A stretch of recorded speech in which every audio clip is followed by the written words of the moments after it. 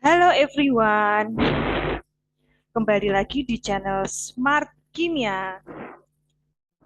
Nah, pada video ini masih akan dibahas tentang gerakan kimia hijau atau green chemistry dalam pembangunan berkelanjutan 2030. Tapi pada video ini akan fokus membahas tentang rumus kimia, tata nama, dan persamaan reaksi.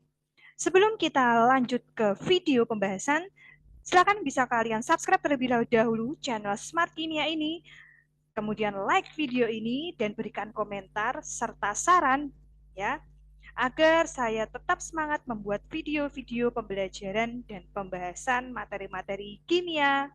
Terima kasih bagi yang telah subscribe. Ya. Nah, jadi kita sampai pada materi yang terakhir atau submateri yang terakhir, yaitu rumus kimia tata submateri pengertian kimia hijau. Ini sudah dibahas secara lengkap dan linknya secara lengkap juga sudah ada di deskripsi box. Silahkan bagi kalian yang belum melihat bisa melihatnya dengan cek linknya di deskripsi box gitu ya. Ya, baik, kita mulai pembahasannya ya. Jadi, rumus kimia, tata nama, dan persamaan reaksi, kita harus mengetahui definisinya terlebih dahulu. Nah, rumus kimia ya. Jadi rumus kimia ini adalah rumus yang menyatakan komposisi dari partikel penyusun zat. Contoh rumus kimia adalah H2O. Nah, H2O ini adalah rumus kimia di mana H ini jumlahnya ada 2 dan O di dalam H2O jumlahnya ada 1 ya. Jadi menyatakan komposisi partikel dari penyusun zat tersebut gitu ya. Kemudian rumus kimia lagi, contoh NaCl. Nah, NaCl ini adalah contoh rumus kimia di mana rumus kimia NaCl ini menyatakan komposisi Na di dalam NaCl itu ada 1. Kemudian Cl di dalam NaCl itu ada 1 gitu ya. Bisa dipahami dulu untuk rumus kimia. Kemudian tata nama. Nah, dari rumus kimia tersebut ya, H2O, NaCl, dan sebagainya, ini bisa diberi nama. Tapi untuk memberi nama suatu zat tidak sembarangan ya. Nah, jadi untuk memberi nama suatu zat ini diatur oleh organisasi internasional, perkumpulan ilmuwan-ilmuwan kimia gitu ya. Nah, organisasi yang mengatur tersebut adalah IUPAC atau International of Pure Applied Chemistry gitu. Nah, kalau kita sudah tahu nama dari senyawa-senyawa atau nama dari zat-zat tersebut, ya, kita bisa mereaksikan zat-zat tersebut. Nah, untuk mereaksikan zat-zat tersebut bisa dituliskan persamaan reaksi kimia yang terjadi. Jadi persamaan reaksi kimia ini menyatakan zat-zat yang bereaksi ya, dituliskan sebagai berikut ya. Jadi A bereaksi dengan B, kemudian tanda panah ini dibaca menjadi ya, menjadi C plus D gitu. Oke, nah kita pendahuluan dulu ya. Jadi ini ada sebuah gambar ya. Nah, ini adalah gambar lebah. Nah, ini ada semut. Nah, dari kedua gambar ini kalian bisa bedakan nih ya. Nah, jadi dua gambar ini perbedaannya terletak di mana yang paling menonjol? Di ukurannya. Ya, lebih kecil si semut. Kemudian ada yang lebih kecil lagi, plankton. Nah, ada yang lebih kecil lagi yaitu virus. Nah, ya. Nah, ada yang lebih kecil lagi yaitu unsur atau atom. Nah, apa sih itu unsur? Kita harus tahu terlebih dahulu apa itu unsur sebelum masuk ke rumus kimia. Jadi unsur itu merupakan zat murni yang tidak dapat diuraikan lagi menjadi zat yang lebih sederhana. Ya, jadi dia zat tunggal. Ya. Nah, unsur contohnya ya, unsur contohnya O, itu unsur ya, kemudian N atau nitrogen unsur gitu ya, dan banyak sekali unsur-unsur yang lain yang sudah kita ketahui semuanya ada dalam tabel periodik unsur. Nah, itu ya. Oke, selanjutnya unsur ini dapat bergabung dengan unsur yang lain membentuk molekul. Nah, ini kita ibaratkan nih, orang pertama ini adalah unsur. Nah, orang kedua ini unsur. Nah, ya, orang pertama dengan orang kedua atau unsur pertama dengan unsur kedua ini dapat bereaksi gitu ya. Jadi molekul ini pengertiannya adalah gabungan dari unsur atau beberapa unsur yang berikatan secara kovalen. Nah, identik dengan dua zat atau lebih. Nah, contohnya adalah O bergabung dengan O membentuk molekul ya O2 ya. H membentuk molekul H2 gitu ya. Kemudian H molekul H2O. Nah, dari contoh-contoh ini bisa kalian perhatikan ternyata ada unsur yang bergabung dengan unsur tapi sama unsurnya, O dengan O, sama kan unsurnya, tapi ada juga unsur yang bergabung tetapi berbeda. Nah, ini misalnya nih, H bergabung dengan O. H dengan O itu kan unsurnya kan berbeda ya. Nah, dari sini kita bisa membedakan molekul itu ada dua macam, ya. Nah, yang pertama adalah molekul unsur, yang kedua adalah molekul senyawa. Jadi molekul unsur ini ada yang sejenis. Contohnya tadi O dengan H membentuk H2, P bergabung dengan P, bergabung dengan P, bergabung dengan P, bergabung dengan P membentuk molekul P5. Nah, ini semuanya disebut sebagai molekul unsur. Selanjutnya molekul senyawa. Nah, untuk molekul senyawa ini adalah molekul yang tersusun dari unsur-unsur tapi jenisnya berbeda. Contohnya tadi unsur H. Nah, ini kan beda toh. Nah, unsur H berbeda dengan unsur O. Nah, ya. Jadi itu disebut sebagai molekul senyawa. Kemudian ini Mg bergabung dengan Cl. Nah, kan beda ya, bentuk molekul senyawa MgCl2. Nah, itu merupakan molekul senyawa, gitu ya. Nah, kalau kalian sudah tahu mengenai apa itu unsur molekul dan juga molekul unsur dan juga molekul senyawa, nah kita baru masuk ke rumus kimia. Ya, tadi sudah disampaikan bahwa rumus kimia itu menyatakan komposisi dari partikel penyusunnya. Ya, jadi penulisan dari rumus kimia itu lambangnya kita tuliskan, lambang dari unsur tersebut. Kemudian jumlah dari komposisi zat penyusun ya dari molekul tersebut itu dituliskan sebagai angka dan agak ke bawah ya, penulisannya agak ke bawah atau subskrip gitu ya. Contoh nih, tulisannya juga jika jumlahnya 1 ini tidak perlu dituliskan, merupakan molekul yang menyusun apa yang kita kenal dalam kehidupan sehari-hari itu air. Kemudian NaCl. Nah, ini juga rumus kimia zat kimia yang menyusun garam dapur gitu ya. O C2H4O2. Oke. Nah, ternyata rumus ada 3. Rumus molekul, rumus empiris dan juga rumus struktur. Nah, untuk rumus molekul itu merupakan rumus kimia ya dengan jenis dan jumlah yang sesungguhnya dari atom-atom penyusun suatu molekul yang dituliskan dengan lambang unsurnya. Jadi rumus molekul ini adalah rumus yang sesungguhnya gitu ya. Oke, nanti saya berikan contoh. Kalau paling sederhana. Nah, sedangkan rumus struktur ini menggambarkan kedudukan dalam ruang dari atom-atom penyusun suatu molekul tersebut. Nah, sekarang kita masuk ke contoh ya. Ini ada cuka ya. Cuka kita tahu ya, itu merupakan asam cuka. Nah, asam cuka ini memiliki kandungan zat kimia berupa C2H4O2. Jadi C4H yang sesungguhnya yang menyatakan 2 atom karbon, 4 atom hidrogen dan 2 atom oksigen ya. Ini adalah rumus molekul ya. Jadi C2H4O2 ini rumus yang sesungguhnya atau rumus molekul. Sedangkan dari asam cuka ini bisa kita sederhanakan dengan semuanya dibagi 2 ya, dibagi 2. Jadi C2 dibagi 2. Nah, 1 ya. Kemudian H-nya 4 dibagi 2, 2. Kemudian O-nya 2 dibagi 2, 1. Nah, ini adalah rumus yang paling sederhana dari asam cuka. Nah, rumus yang paling sederhana ini disebut sebagai rumus empiris. Sedangkan rumus struktur itu menggambarkan kedudukannya. Nah, kedudukan dari atom-atom dalam molekul C2H5OH itu adalah sebagai berikut. Gitu ya. Bisa dipahami ya untuk rumus molekul, rumus empiris, dan rumus struktur. Nah, selanjutnya karena kita sudah mengenal rumus kimia, nah, rumus kimia tersebut dari suatu zat kimia bisa kita beri nama. Nah, untuk memberi nama ya tidak sembarangan ya, tadi diatur oleh IUPAC. Ya. Nah, jadi pendahuluannya seperti ini. Nah, ini ibaratnya kalian ya. Nah, kalian ya yang sudah sampai sekarang ini punya nama, ya toh asal muasalnya dari mana? Dulu ketika kalian apa? Nah, bayi gitu ya. Nah, bayi sebelum beranjak ke dewasa harus diberi nama dulu ya. Jadi sebenarnya apa sih alasan bayi yang baru lahir ini diberi nama? Ya, alasannya adalah untuk memudahkan dalam menyebutkan atau bermaksud kita ini ya menyebutkan dari suatu zat kimia yang kita maksud. Kemudian juga memudahkan untuk membedakan antara zat kimia satu dengan zat kimia yang lain. Gitu kan? Kalau nggak diberi nama gimana nanti? Apa? Masa kita mau, oh ini loh senyawa yang dia punya sifat khas mudah mengendap, terus mudah bereaksi, mudah ini, mudah itu. Nah, kita nyebutkan ciri-cirinya, tapi kan kesulitan gitu toh. Nah, biar lebih mudah diberi nama gitu ya. Nah, bagaimana untuk aturan memberi nama ya? Jadi aturan memberi nama suatu zat ya, kita harus tahu perbedaannya ya. Yang pertama itu adalah tata nama senyawa ion, yang kedua tata nama senyawa biner. Nah, kita bahas satu persatu.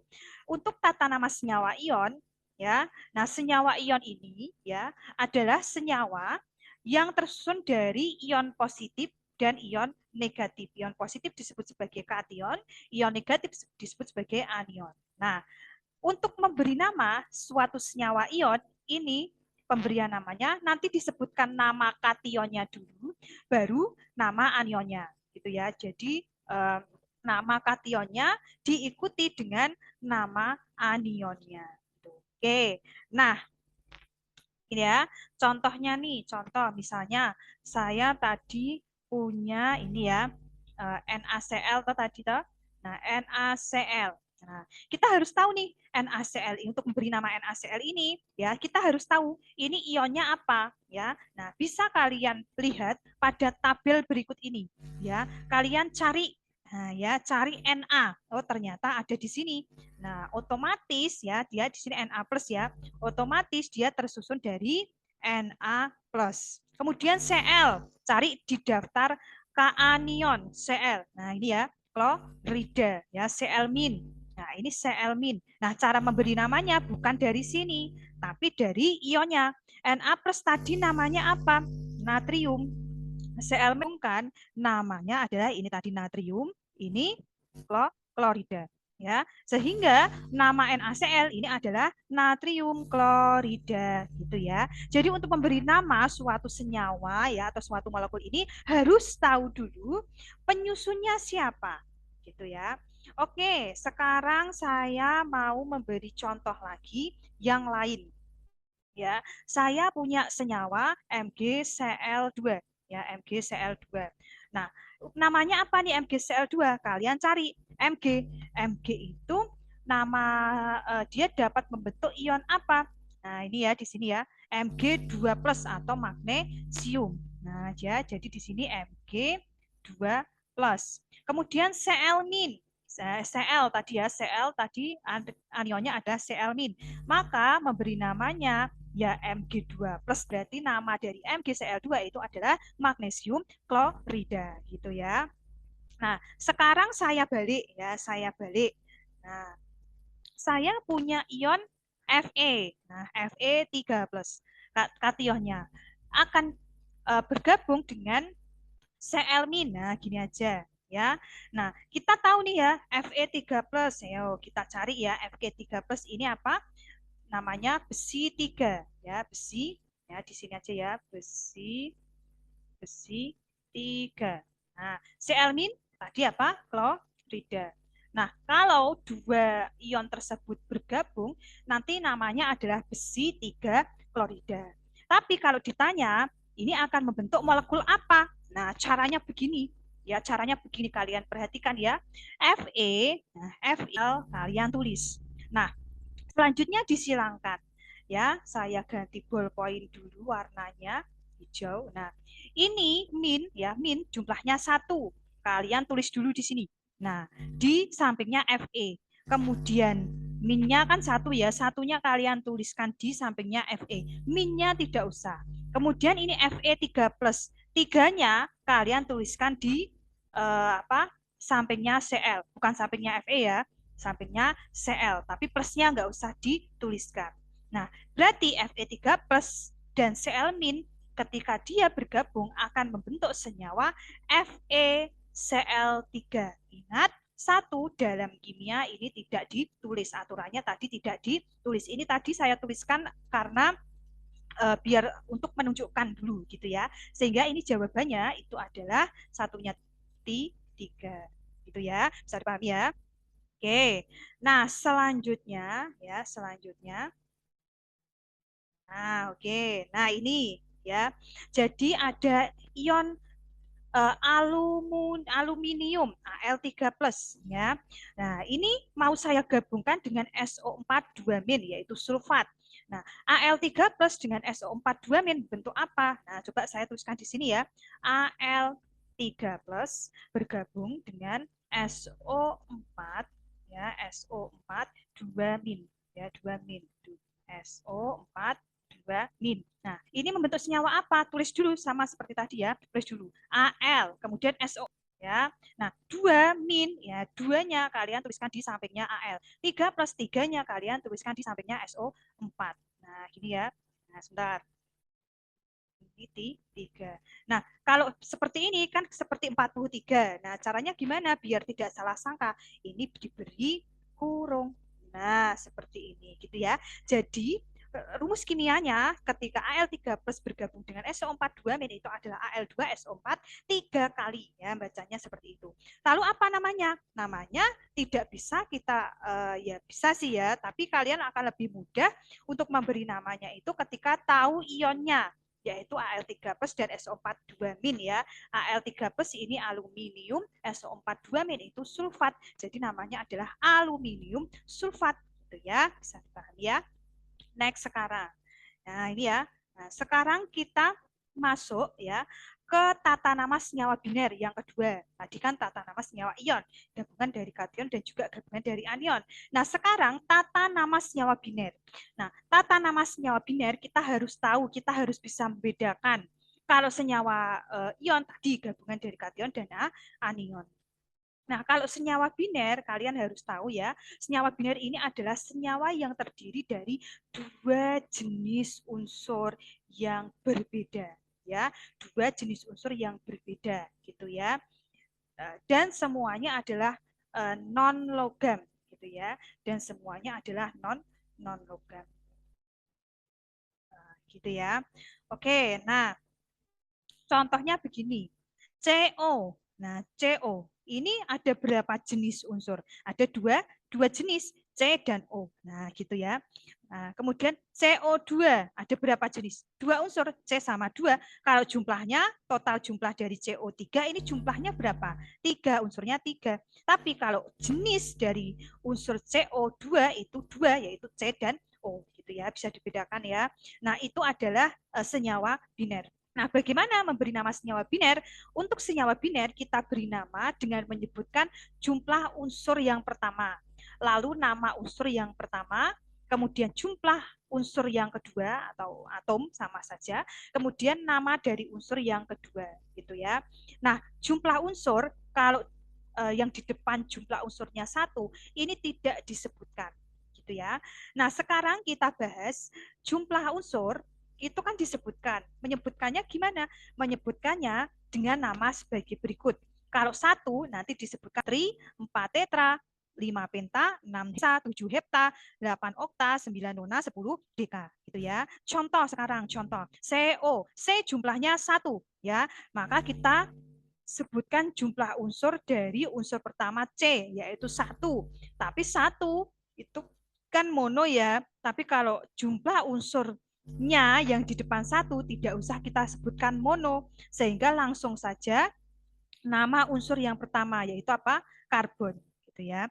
Nah, kemudian unsur yang kedua jumlahnya disebutkan ya. Unsur yang kedua O di sini ya, di sini jumlahnya berapa? 1, berarti kita sebutkan mono. Kemudian O kita ketahui oksida, gitu ya. Sehingga kita gabung namanya adalah karbon monoksida. CO2, C kita sebutkan karbon. O2, 2 tahu ini toh. Nah ya, di kita sebutkan di dioksida. N2O5, N jumlahnya berapa? 2, berarti kita sebutkan di. N itu apa? Nitrogen, berarti dinitrogen. Kemudian O jumlahnya berapa? 5, sebutkan penta. O apa? Oksida. Nah, berarti namanya dinitrogen pentaoksida. Gitu ya. Oke, sekarang kita lanjut ke submateri yang terakhir. Kalian tonton video ini sampai akhir ya, agar pemahaman yang kalian dapat itu juga lengkap. Sekarang persamaan reaksi kimia. Nah, sebelum persamaan reaksi kimia, kita harus tahu dulu apa sih reaksi kimia. Jadi reaksi kimia itu merupakan suatu proses di mana satu atau lebih zat diubah menjadi zat berbeda menghasilkan produk baru. Nah, zat di sini bisa unsur, bisa senyawa. Ya, nah untuk reaksi kimia ini dituliskan sebagai persamaan reaksi. Tuh. Oke, nah persamaan reaksi kimia dituliskan sebagai berikut ya. Jadi zat A fasenya apa, direaksikan dengan B fasenya apa, kemudian tanda panah dibaca menjadi zat C fasenya apa, dan zat D fasenya apa. Gitu ya. A dan B kita sebut sebagai zat yang bereaksi atau reaktan. Kalau C dan D itu adalah hasil reaksi atau produk. Nah, dalam kimia, fase itu menunjukkan wujud ya. Wujud bisa kita simbolkan, bisa kita tuliskan menjadi 4 ya di sini ya. Kalau S, berarti di sini nanti S itu wujudnya solid atau padat. Kalau L itu liquid atau cair. Kemudian Aq itu aqueous atau larutan dan G itu gas gitu ya. Nah, ini adalah contoh reaksi kimia dalam kehidupan sehari-hari, gitu ya. Jadi ini adalah reaksi pembakaran areng. Nah, ini menghasilkan apa? Karbon dioksida. Maka persamaan reaksinya kita tuliskan karbon berfase solid direaksikan dengan oksigen berfasenya gas. Kemudian penguraian gas amonium klorida yang menghasilkan gas amonia dan gas hidrogen klorida. Bersama reaksinya kita tuliskan NH4Cl fasenya gas menjadi NH3 fasenya gas dan HCl fasenya gas. Jelas ya? Oke. Nah, kemudian reaksi yang baik itu adalah reaksi yang sudah setara.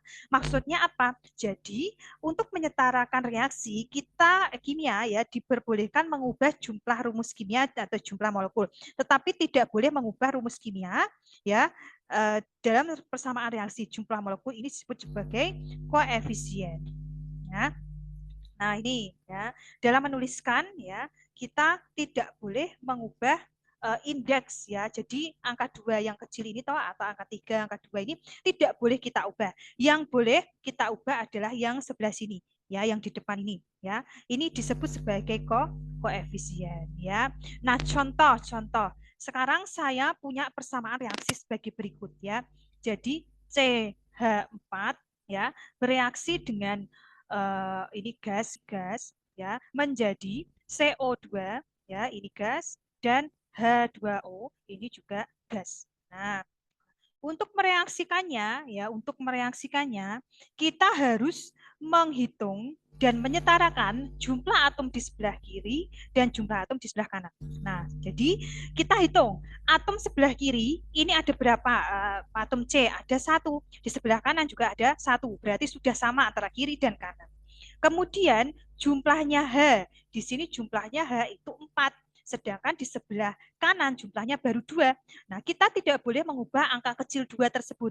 Tapi bolehnya adalah menuliskan koefisien di depan H2. Nah, biar jadi 4, kita tuliskan berapa di sini koefisiennya? 2. Nah, maka di sini H itu jumlahnya sudah 4. Nah, sekarang kita lihat O ya, dua yang di depan ini ya, ini miliknya H dan miliknya O, sehingga O di sini ya, di sini itu jumlahnya 2. Sedangkan O di sebelah sini ya, dalam CO2 itu jumlahnya 2. Berarti totalnya O di sebelah kanan itu 4. Kita lihat di sebelah kiri, ini berapa jumlahnya? 2. Maka belum sama, di kiri 2, di kanan 4. Maka biar sama kita tuliskan koefisiennya di sini 2. Nah, maka sudah setara. Nah, ini adalah oke. Ya, ini ada latihan ya, latihan silahkan bisa kalian jawab di kolom komentar. Saya beri waktu 10 detik ya. Jadi glukosa tersusun atas 6 atom karbon, 12 atom hidrogen dan 6 atom oksigen. Lalu bagaimana rumus molekul dan rumus empirisnya? Nah, ini bagaimana? Ya, 1 2 3 4 5 6 7 8 9 10. Nah, ini ya jawabannya ya. Kemudian ini, apa nama IUPAC dari garam dapur? Silahkan bisa tuliskan di kolom komentar. Ya, saya beri waktu 10 detik. 1, 2, 3, 4, 5, 6, 7, 8, 9, 10. Apa jawabannya? NaCl. Kemudian lagi, apa nama senyawa jika ion natrium bereaksi dengan ion sulfat? Oke ya, ion natrium tadi apa? Na+, sulfat tadi apa? Nah, coba ya, kalian tuliskan jawabannya di kolom komentar. Saya beri waktu 10 detik. 1, 2, 3, 4, 5, 6, 7, 8, 9, 10. Jawabannya natrium sulfat, gitu ya. Nah, ini ada juga latihan soal, silahkan kalian tuliskan ya di kolom komentar. Rumus kimia jika direaksikan K plus dan PO4 3 apa? Tuliskan. Ya. Nah, ini juga, nah ini juga, dan ini. Oke, baik, terima kasih bagi kalian yang sudah menonton video ini sampai akhir. Cara subscribe nggak akan ada ruginya ya, kalian subscribe. Silahkan subscribe, kemudian like, dan juga beri komentar di kolom komentar. Serta kalian bisa cek link di deskripsi box untuk mendapatkan materi dari awal sampai yang terakhir ini. Itu ya. Baik, terima kasih. Kita lanjut dan kita bisa ketemu di video selanjutnya. Bye-bye.